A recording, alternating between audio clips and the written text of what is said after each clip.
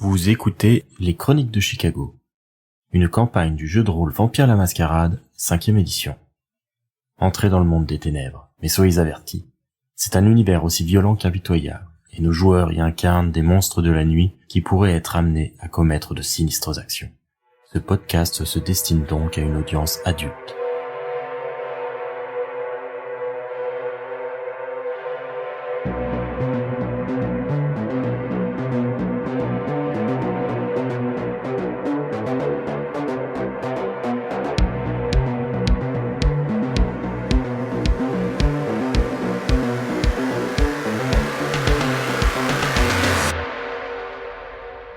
Les cadres se retrouvent un peu serrés dans la Grand Torino de Pete et se rendent du coup dans le loop.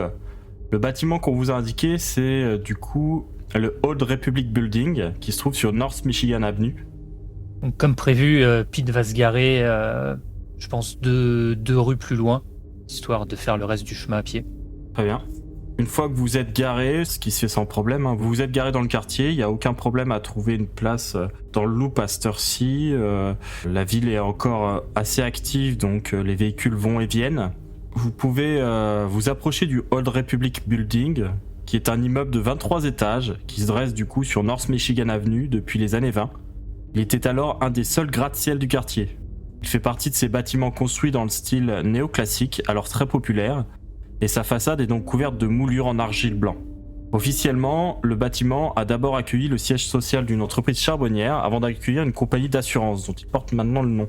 Ok. Et du coup, notre carte d'accréditation, elle est pour rentrer la grande porte là ou elle est pour rentrer par une petite porte ? Alors, la carte que vous avez, ça n'a pas l'air de correspondre à la porte d'entrée. La porte d'entrée, c'est une grande porte assez massive avec des décorations et puis le nom du bâtiment en lettres d'or avec 3 portes qu'on peut pousser pour pénétrer à l'intérieur. Donc la carte a pas l'air d'être pour l'entrée principale. Ouais, ça doit être pour l'entrée de derrière quand même, qu'on a l'accréditation. Une entrée derrière. Pete, tu voulais aller directement te balader dedans ? Je me tourne vers Dicky et je lui demande il y a moyen d'avoir ta carte. Je vais aller faire un tour. Dicky la sort de sa poche intérieure de veste pour te l'attendre. Fais-toi plaisir. Pete va prendre le badge et du coup je vais activer mon masque au 1000 visages. Très bien. Ça va être un jet de soif. C'est une réussite. Donc Pete prend un visage tout à fait commun, une apparence tout à fait normale pour n'importe qui se promènerait dans le loop à cette heure-ci. Et sa soif n'évolue pas. Et il pourrait alors totalement transporter une échelle qu'on ne lui poserait aucune question. Malheureusement, il n'a pas d'échelle pour le moment. Peut-être prochain achat avec les points d'expérience. On fera ça. Pendant ce temps-là, les autres, est-ce que vous faites quelque chose d'autre pendant que Pete va à l'intérieur ? Ouais, moi ce que je propose à Hélène et Dicky, c'est de faire un petit tour du pâté de maison, de repérer les rues par lesquelles on pourrait s'évader, de repérer les différentes entrées et sorties, ou même les fenêtres par lesquelles on pourrait sortir si ça part en couille, globalement. Enfin voilà quoi, se faire un vrai repérage des lieux. Très bien. Alors, on va commencer par vous. Vous faites donc un rapide tour du bâtiment et de ses alentours, avec Dicky avec vous. Vous remarquez assez rapidement, sur le côté gauche de l'immeuble, il y a une sorte d'allée qui donne sur les escaliers de secours, très à l'américaine, avec ces grands escaliers de métal qui grimpent tout le long de la façade jusqu'au toit. En faisant un petit peu le tour, vous pouvez remarquer aussi qu'il y a une banque qui occupe le rez-de-chaussée de l'immeuble. Son coin droit, en fait, est quasiment entièrement occupé par une banque. Et en faisant le tour complet du bâtiment, en allant jusque derrière, vous vous rendez compte qu'il y a une série d'escaliers qui mènent à des petites places et qui rejoignent également cette allée où se trouvent les escaliers de secours, mais aussi un grand parking public souterrain qui semble vraiment collé au bâtiment. Vraiment intéressant. Est-ce qu'il y a moyen... je sais pas ce que t'en penses, Hélène, hein, mais est-ce qu'il y a moyen qu'on entre dans le parking pour aller voir s'il est relié avec l'intérieur du bâtiment ? Parce que si on pouvait rentrer avec le fourgon en mode tranquille, enfin c'est un parking public, donc si jamais on peut rentrer le fourgon dans le parking et pouvoir directement partir du parking, ça peut être pas mal quand même. Comme ça, on n'aurait pas à sortir même du bâtiment. Je me demande même si la véritable entrée du frigo, c'est pas dans le parking. Potentiellement, ouais. On peut aller voir ça, hein. Est-ce qu'il y a une entrée piéton au parking ? Il y a une entrée piéton, mais à cette heure-ci, elle est fermée, c'est-à-dire qu'il faut une carte du parking pour la débloquer.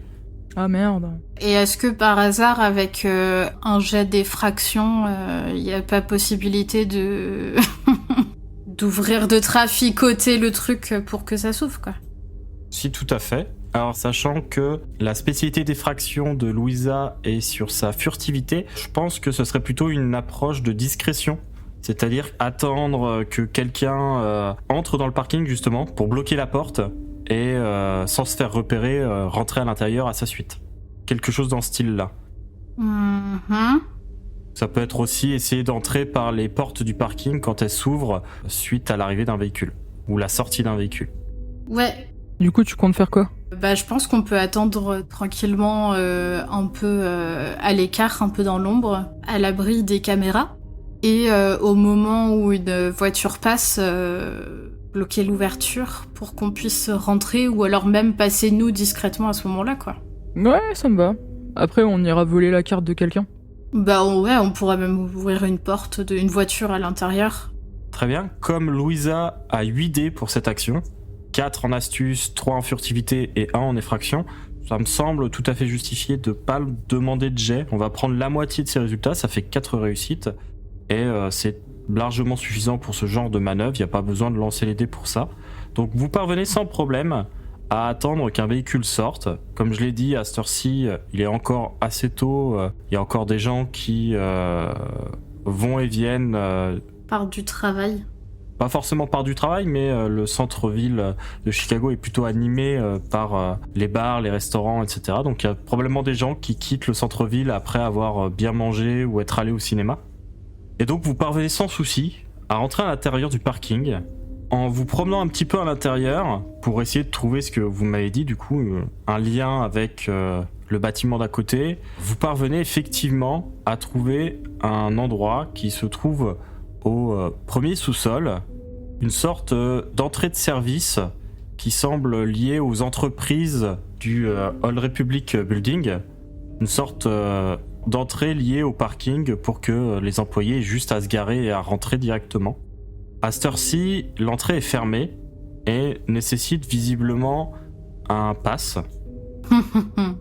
Vous pouvez voir par contre qu'il y a tout un système d'aération qui semble conjoint entre les deux bâtiments, entre le parking et l'immeuble. Ne serait-ce pas le pass que notre ami Pete a avec lui ? Peut-être bien. Mais en tout cas, il faudrait une carte pour ouvrir le parking demain. Mais le parking, on peut y rentrer, vu que c'est un parking public, on peut y entrer juste en payant, en fait. Ouais, mais si on vient avec le fourgon, ce sera peut-être un peu chelou, tu crois pas ? Alors que si on a la carte, c'est moins chelou, vu qu'on a la carte. Est-ce qu'on est obligé d'avoir un fourgon ? On peut pas avoir juste une grosse voiture de gens riches ? Ça aurait du sens dans le centre de Chicago. Ouais, ok. On va aller chercher notre ami ? On va revenir à Pete, du coup, qui lui s'est dirigé vers la porte d'entrée de l'immeuble. Qu'est-ce que tu fais, du coup, Guillaume ? Alors, je sais pas si je me dirige forcément vers la porte principale, vu qu'on soupçonnait que le badge était plutôt pour une autre porte. Je pense que je vais d'abord peut-être faire un petit tour du bâtiment, voir si je trouve pas une porte de service. T'as mentionné une banque, notamment, au coin droit du bâtiment. Le badge, il n'y a aucun nom, aucune inscription dessus qui pourrait me permettre de voir quel type de porte. Non, visiblement, c'est une copie du badge. Ouais, donc c'est une carte vierge sur laquelle ils ont copié l'accréditation, quoi. Tout à fait, c'est une carte magnétique vierge sur laquelle ils ont copié le code qu'il y avait sur le pass de l'employé. La banque en elle-même a pas l'air d'avoir une porte d'entrée secondaire. Elle possède sa propre entrée sur le côté et sinon il y a peut-être des bureaux qui sont liés entre l'immeuble et la banque à l'intérieur. Ok, du coup, après avoir inspecté rapidement la banque, constatant que j'imagine elle est fermée à cette heure-là de la soirée. Tout à fait. Je vais retourner vers la porte principale du bâtiment. Est-ce que j'ai possibilité de rentrer à l'intérieur ? En tout cas, les portes battantes dorées sont débloquées et tu peux les pousser sans problème. Ok, donc à ce moment-là, je rentre à l'intérieur du hall et puis je parcours rapidement du regard à quoi ça ressemble. Est-ce qu'il y a l'air d'avoir un accueil, un endroit qui m'indiquerait peut-être les différentes entreprises que je peux trouver dans ce bâtiment ? Effectivement, dans ce grand hall, il y a une sorte de guichet avec 2 vigiles qui surveillent des écrans de sécurité. Et il y a derrière eux un immense panneau avec la liste de toutes les entreprises qui sont installées à l'intérieur. Alors c'est plutôt la liste de tous les services qui sont à l'intérieur, vu que le bâtiment appartient majoritairement à la compagnie d'assurance Old Republic. Et quelques autres, tu peux voir par exemple au rez-de-chaussée et au premier étage, il y a des bâtiments liés à la banque. Au sous-sol, c'est marqué qu'il y a l'entrée vers le parking. Mais il n'y a pas trop de précision sur le contenu des sous-sols en tout cas. Ok, je vais m'approcher des vigiles et je vais leur demander excusez-moi, j'ai reçu un coup de fil de Monsieur Smith. Il m'a appelé pour un rendez-vous en urgence. Vous savez s'il travaille toujours à cette heure ? Monsieur Smith ? Là, les 2 vigiles se regardent l'un l'autre, un peu confus. Vous savez dans quel service il travaille ? Je crois pas qu'il reste grand monde ce soir. Non, en plus je sais qu'il a changé de service récemment, donc malheureusement je pourrais pas vous renseigner là-dessus. C'est compliqué du coup, je peux même pas appeler. Qu'est-ce que vous faites pour ce Monsieur Smith ? Peut-être que ça peut nous indiquer à quel service on doit vous adresser. Il m'a parlé d'un problème avec un de ses clients et que je pourrais peut-être y faire quelque chose. Je suis désolé, j'ai pas plus de détails, il était un petit peu en panique au téléphone. Je lui ai dit bien sûr, j'arrive tout de suite. Et j'ai fait un petit peu rapidement et j'avoue que j'ai pas pensé à prendre plus d'informations avant de raccrocher. Ah, c'est pas une ampoule à changer du coup. C'est pas une ampoule à changer, non. Tu vas me faire un jet de manipulation plus subterfuge. Tout à fait, ça me donne 5, 6, 7, 8 dés. 3 succès. Est-ce que tu veux utiliser un point de volonté ? Ouais, je pense que je vais faire ça. Je vais reroll les échecs. 5 succès, c'est excellent. Tu les baratines un petit peu en essayant de rester comme ça dans une sorte d'angle mort dans la discussion, ne donnant pas suffisamment de détails pour que eux puissent se dépêtrer de ton mensonge, mais en ayant l'air assez plausible pour qu'ils ne cherchent pas trop à t'embêter. Bah écoutez, allez-y, mais si vous savez pas à quel étage c'est, bon courage, hein, il y en a quand même 23 à faire. Écoutez, je vais regarder le nom des services si jamais ça me revient, et puis au pire, si je me perds, je retournerai ici. Et au pire, je pourrais toujours... Ah bah non, j'ai même pas son numéro de téléphone pour l'appeler. Je vais me débrouiller, je vous remercie pour votre aide en tout cas. Bonne soirée, bon courage messieurs. Ouais, merci à vous aussi. Pete s'engouffre dans le couloir qui mène aux ascenseurs. Des ascenseurs à la teinte cuivrée qui sont décorés de manière assez élégante. On peut remarquer des détails ici et là qui rappellent le style art déco et néoclassique du bâtiment. Il y a 6 ascenseurs qui se font face, 3 de chaque côté. Ouais, je vais appeler l'un des ascenseurs et je vais regarder si y a moyen d'accéder au sous-sol via les ascenseurs. Tu appuies sur l'interrupteur qui s'allume et après une petite minute, tout au plus, les portes d'un des ascenseurs s'ouvrent. Il est vide, tu peux y pénétrer. Tu vois alors l'immense tableau des boutons qui permettent d'accéder à tous les étages, 23 étages, 2 sous-sols, et tu vois que à côté du 2e sous-sol, il y a un emplacement pour une clé.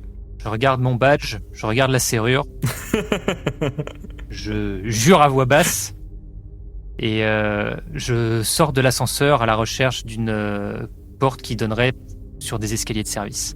Tu sors de l'ascenseur, tu commences à chercher un peu autour, tu vois que y a tout au fond de ce couloir les escaliers en question. Les escaliers permettent de descendre du coup ? Oui, ils peuvent descendre. Ok, je pense que je vais essayer de descendre. Tu m'as dit que c'était le 2e sous-sol qui avait une serrure, c'est ça, dans l'ascenseur ? Tout à fait. Ok. Je vais quand même jeter un coup d'œil rapide au premier sous-sol, voir si j'ai une idée de à quoi pourrait correspondre cet étage. Mais s'il n'y a pas d'écriteau particulier, je vais continuer directement au 2e. Alors tu fais un petit tour par le premier sous-sol et tu te rends compte qu'il s'agit majoritairement, a priori, d'archives, mais il y a aussi un chemin éclairé qui mène à une porte avec, semble-t-il, un accès au parking. Ok. Cette porte, elle a l'air d'être libre d'accès, la porte qui donne vers le parking.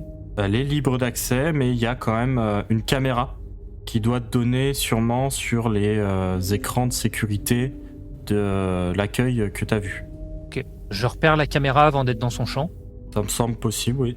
À ce moment-là, je prends garde de ne pas m'avancer plus loin et je vais faire demi-tour pour descendre jusqu'au deuxième sous-sol. Tu dévales les marches avec précaution et de manière assez frustrante. Une fois que tu arrives en bas de ce qui devrait être l'escalier vers le second sous-sol, tu te rends compte que l'entrée de celui-ci a été murée. Il n'y a plus de porte, seulement un mur. Je me mets les poings sur les hanches, regardant de bas en haut le mur, en soufflant d'exaspération. Ah, et ben nous voilà bien. Je pense, tâtonner un petit peu le mur à la recherche d'un éventuel plaque de pression, quelque chose qui permettrait de déverrouiller un passage secret. J'imagine que ça ne porte pas ses fruits. Je m'éternise pas de toute façon, j'essaie ça peut-être pendant 2 minutes. Tu te rends compte que c'est des parpaings recouverts d'un enduit. Ça sonne légèrement creux, mais c'est suffisamment solide pour que tu te dises qu'il faudrait sortir une masse peut-être pour défoncer tout ça. Je vais inspecter un peu l'enduit, éventuellement essayer de le renifler, voir si ça a l'air d'être récent. C'est une odeur assez caractéristique de ce genre de surface. Par contre, tu saurais pas dire si c'est récent ou pas. En tout cas, c'est pas frais. Ouais, c'était surtout ça ma question, est-ce que c'était frais ou pas? Du coup, je vais faire demi-tour et puis retourner à l'accueil, voir les vigiles. Quand ils te voient arriver, il y en a un des deux qui ricane. Ah bah, vous revoilà déjà. Vous avez trouvé votre Monsieur Smith ? Non, bah écoutez, du coup, vous avez raison, il y a beaucoup trop d'étages dans cet immeuble. Je crois que le plus simple, c'est encore que je rentre chez moi et que je vois s'il m'a pas laissé un message sur mon répondeur. J'ai cru voir qu'il y avait un accès au parking. J'ai laissé ma voiture là-bas, je peux passer directement par l'intérieur pour y accéder ? Oui, allez-y. Si on vous voit sur la caméra, on vous ouvrira. Ah super, c'est génial, merci beaucoup. Bonne soirée encore et désolé du dérangement. Ouais, bah c'est vous, hein. Vous avez vraiment pas de bol. Ah, ça arrive, qu'est-ce que vous voulez. Et puis du coup, je repars dans l'autre sens, dans le but de rejoindre le parking. Pete les laisse derrière lui et se retrouve face à la porte qui mène au parking. Pete fait son petit geste à la caméra. Forcément, comme son occultation ne permet pas d'éviter la réalité de la caméra, du coup, a priori, son apparence est révélée.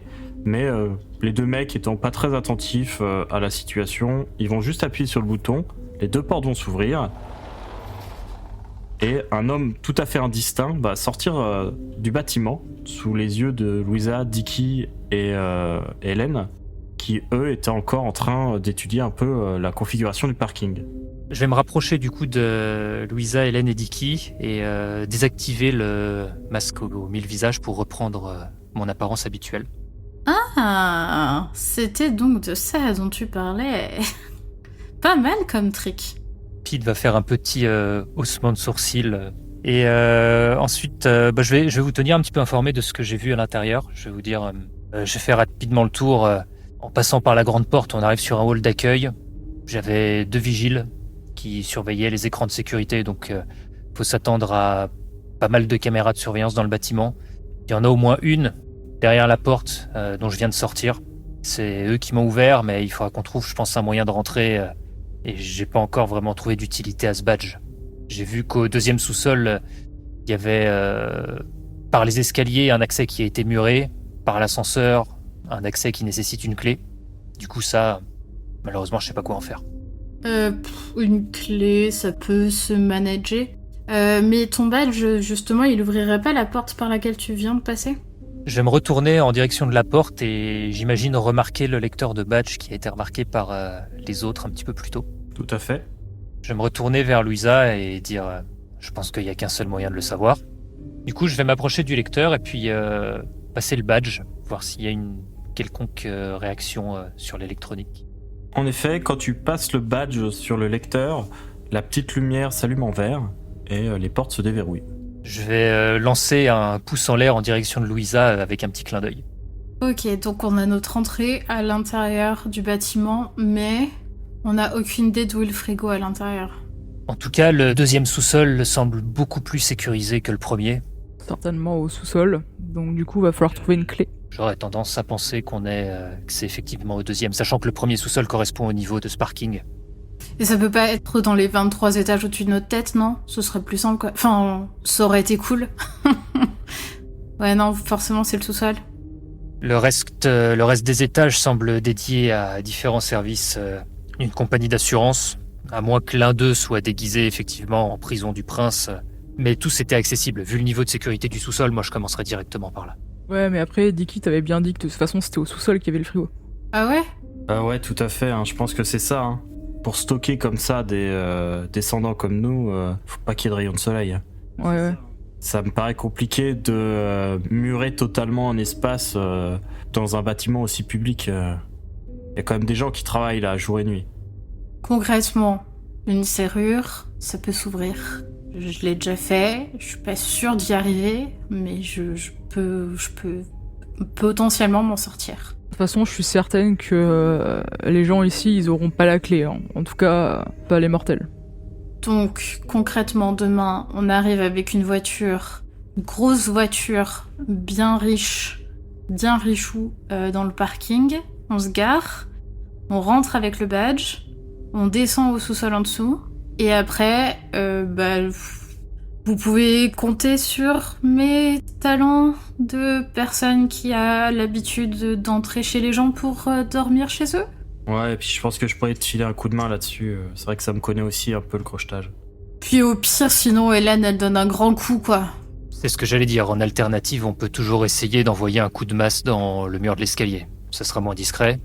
Je sais pas si ça serait très discret, ça, par contre.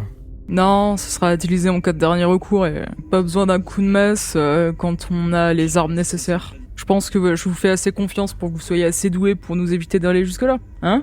Oui. Disons en tout cas qu'en solution de repli, si jamais on est pourchassé, on sait qu'on pourra passer par les escaliers. Ouais. Tu seras notre bélier, Hélène. Ça, c'est sûr. Ça lui va bien? C'est une habitude que je commence à prendre, ouais. Ouais, c'est plutôt un boa, mais bon. Un boa? Je crois que j'ai manqué une info. C'est pas grave, ça doit faire partie de vos bails. C'est bon, j'ai pas besoin de tout savoir. Est-ce qu'on a encore des choses à savoir pour demain? Ou est-ce qu'on a à peu près fait le tour de tout ce dont on aura besoin pour demain? Est-ce qu'il y a des choses dont on aurait besoin, de l'équipement que vous voudriez au cas où? Parce que après tout, une fois dans ce sous-sol, on sait pas ce qui nous attend en vérité. C'est ce que j'allais dire. Tout le moins 2, ça reste une grosse inconnue, donc faut être prêt à tout. Je prendrai une arme à feu. Je suis pas forcément un expert là-dedans, mais au cas où, ça peut toujours être utile. Je sais bien me battre sans armes. Ouais, moi je resterai derrière. Je peux ramener quelques bouteilles pour faire des cocktails Molotov au cas où, si vous voulez. Hein. Moi, ça me gêne pas. Hein. Non, on a dit qu'on faisait ça discrètement. En fait, J'y tiens pas trop. Mais j'arrête pas de vous dire que moi, j'y connais rien en discrétion. J'essaye juste de proposer des solutions alternatives. ouais, c'est le mot, ouais.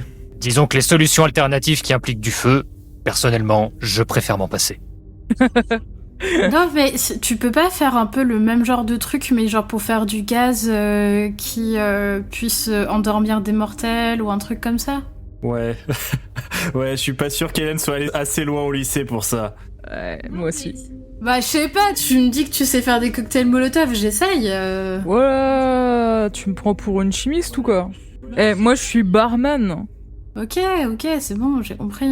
Ouais, parce que là, elle parlait vraiment de cocktail, c'est juste le nom qu'elle leur a donné. Putain. Mais... Au pire, s'il y a des gardes, on pourra toujours essayer de leur bourrer la gueule. Oui. À la mixologie en compétence. Un jour, elle me servira cette compétence de mixologie, je le jure. Et vous avez pas, je sais pas moi, de l'éther ou un truc comme ça? C'est pas l'éther qui permet d'endormir les gens?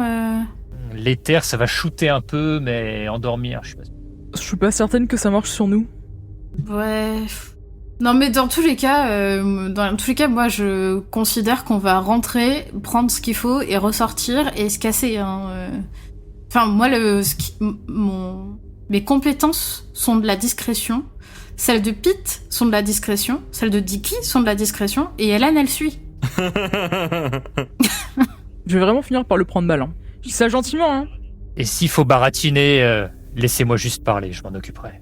Mais on va croiser personne. Par contre, il y avait des caméras de l'autre côté de la porte. Il y avait des caméras, ouais. Faudra peut-être divertir les gardes. C'est ce que j'allais dire, on aura peut-être besoin d'une diversion, ça je peux peut-être m'en charger. Ah non, ça je peux faire. Une belle diversion. Bah, c'est vrai que si tu sers à rien en bas, autant que tu fasses une diversion en haut. Je vais vraiment finir par le prendre mal. Hein. Et quoi, c'est toi qui passes ton temps à dire que tu sais pas être discrète. Alors par diversion, on entend juste détourner l'attention des gardes des écrans de sécurité. Hein. Ouais, y a pas de souci. Pas forcément leur encastrer la tête dans les écrans de sécurité. J'avais compris, je suis pas non plus une grosse bourrine. Moi, franchement, je lui fais confiance pour... Enfin bon, disons qu'Hélène a quand même des attributs qu'on ne peut pas lui négliger. Moi, je pense que les gardes, elle peut carrément les charmer. Enfin... Ouais, ou je vais peut-être m'en occuper parce que Hélène, j'adore ton look, hein. Tu le sais. Hein. Mais wesh, tu l'as vu? Elle est canon. Ils vont se rappeler de ta tête. Pete comme moi, on peut peut-être faire ça de manière plus discrète. Je propose que ce soit moi, je m'en occupe. Je les embobine un petit peu pendant que vous entrez. Et après, une fois que vous êtes à l'intérieur, je ferai mon propre tour pour vous rejoindre. Sinon, ton rat, il veut pas grignoter les câbles des caméras de sécurité? De quoi? Tu veux vraiment que je risque Cassidy comme ça Non, pardon, j'arrête. C'est qui Cassidy? Cassidy, c'est son rat. T'as un rat de compagnie? Mais oui, Hélène, je sais qu'on s'est pas vu beaucoup ces derniers temps, mais ouais. D'ailleurs, alors qu'il dit ça, il fait un petit mouvement d'épaule et tu vois qu'il y a comme une bosse qui se manifeste dans sa veste en jean et au niveau de son cou, il y a un rat gris qui émerge. Eh, salut toi. Je vais tendre la main et gratouiller son museau. Bref, donc, matériel. Demain, du coup là on se casse dans la voiture beaucoup trop visible. Il faut qu'on aille dans un quartier richou pour aller choper une voiture et la mettre de côté pour demain. Qui s'en charge de cette voiture? Moi, voler une voiture, ça peut le faire. Je m'y connais assez, je pense, en mécanique pour pouvoir la faire démarrer. Moi, je peux l'ouvrir. Si tu peux la faire démarrer, ça marche bien. À deux, Je pense que ça peut le faire, ouais. Puis on la met de côté dans un quartier un peu plus caché, et puis histoire qu'il la retrouve pas d'ici demain, et puis comme ça, demain on arrive avec celle-là, quoi. Est-ce qu'on la volerait pas le soir même? Si on laisse une journée complète pour que le propriétaire puisse porter plainte, le véhicule risque d'être recherché par la police. C'est pas forcément ce qu'on veut. C'est pas faux. Ouais, c'est vous qui disiez tout à l'heure qu'il fallait qu'on la vole ce soir. On peut la voler demain, hein, moi ça me va. Non, mais il a raison, parce que là, l'avantage, c'est que le propriétaire, a priori, il sera couché, et il portera pas plainte avant le lendemain. Et nous, on sera loin d'ici là. Ah non, mais moi ça me va parfaitement. Comme ça, on y va directement, tranquillou dans notre voiture. Un bec. Et d'autres matériels pour demain. Peut-être des outils de crochetage, Dicky, tu peux nous trouver ça facilement ou pas? Ouais, pas de souci là-dessus. Parce que c'est vrai que ce sera plus simple que faire ça avec mes... Ouais, j'avoue, une épingle ou une pince à cheveux, c'est pas parfait. Bah, j'ai l'habitude de le faire avec mes pinces, mais bon, bah... Puis là, ce sera peut-être pas une serrure aussi simple que ça, quoi. Ouais, c'est pour ça, avec des vrais outils, ça peut être pas mal. Puis voilà, puis sinon... Est-ce que vous voulez que j'essaie de nous trouver une échelle? Tu sais quoi? Juste parce que ça me fait marrer, ouais, vas-y. Non mais en vrai, ça peut être très pratique pour donner des coups aux gens. Non mais les combats d'échelle.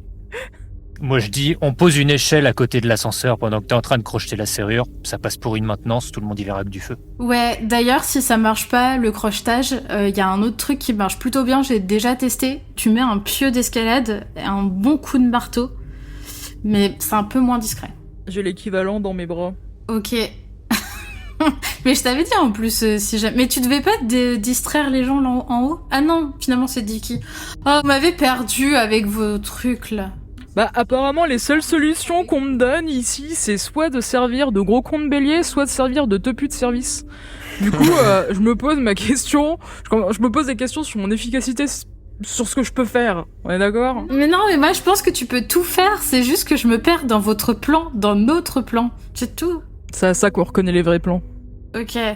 Bref, on a besoin de rien d'autre que une échelle et des outils de crochetage. Je me tourne vers Hélène et je te demande tes bras, ils peuvent faire aussi pied de biche? Si je plante bien les griffes, ouais, peut-être. En vrai, tu risques de te casser un ongle, non? C'est... je vais faire un petit sourire en coin. C'est pas vraiment le même genre de griffe que tu penses. Si tu veux, je pense qu'avec mes griffes, je peux littéralement trancher la serrure. Ok, mais imagine on se retrouve séparés. D'accord? Qu'est-ce que tu veux que je fasse si on se retrouve séparés? Bah apparemment, après avoir fait le bélier, tu vas faire la biche. Ah ouais, ok, d'accord. Mais non, mais si on se retrouve séparés, ça peut être cool que Pete ou moi, on ait un pied de biche sur nous, c'est tout. Au cas où. Ça, je peux... J'en ai certainement pour ouvrir les caisses, tu vois. Bah voilà. Un pied de biche, des outils de crochetage, une échelle. C'est bon. Partons là-dessus. On peut y aller? On rentre chez nous? C'est bon? Après avoir un peu discuté de la situation, vous allez vous séparer pour la nuit, récupérer ce dont vous avez besoin de votre côté et vaquer au reste de vos occupations en attendant que le soleil se lève. Moi, je demande à Hélène si je peux cracher chez elle, vu que de toute façon, on doit aller voler une voiture ensemble. Mais y a pas de problème, y a toujours une place pour toi. Merci, Hélène. Alors du coup, t'as le choix. Soit tu dors avec Lizzie, soit tu dors sur le canapé, soit tu peux dormir dans ma chambre. Mais il faut faire gaffe que mon frère te voit pas. Mais tu dors pas avec Lizzie, toi? Si.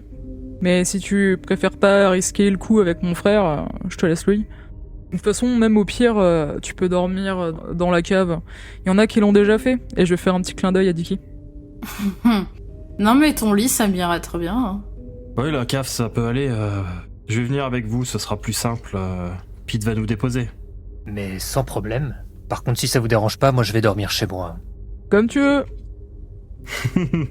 Non mais Dicky, tu vas pas dormir dans la cave, dors avec moi, c'est bon, on s'en fout.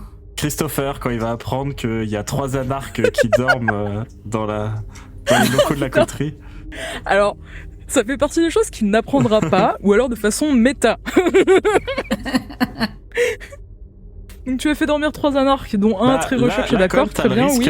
T'as le risque qu'ils tombent dessus, donc c'est vrai que peut-être les mettre tous à la cave, c'est peut-être plus simple que de prendre le risque de faire monter et qu'ils tombent sur Christopher, Anna ou Lydie. Ouais, non mais la cave c'est bien. Ah non mais Hélène, elle nous a proposé son lit, Hein. De toute façon, voilà, il campe, y a pas de souci. Ça va, on peut monter discrètement, on est discrets tous les deux avec Dicky. Je peux même utiliser silence de la mort pour pouvoir monter discrètement dans la chambre. C'est vrai. Vous avez regagné un endroit pour passer le jour. Donc que ce soit la cave du Shamrock, l'appartement d'Hélène ou votre propre appartement. Et la journée passe.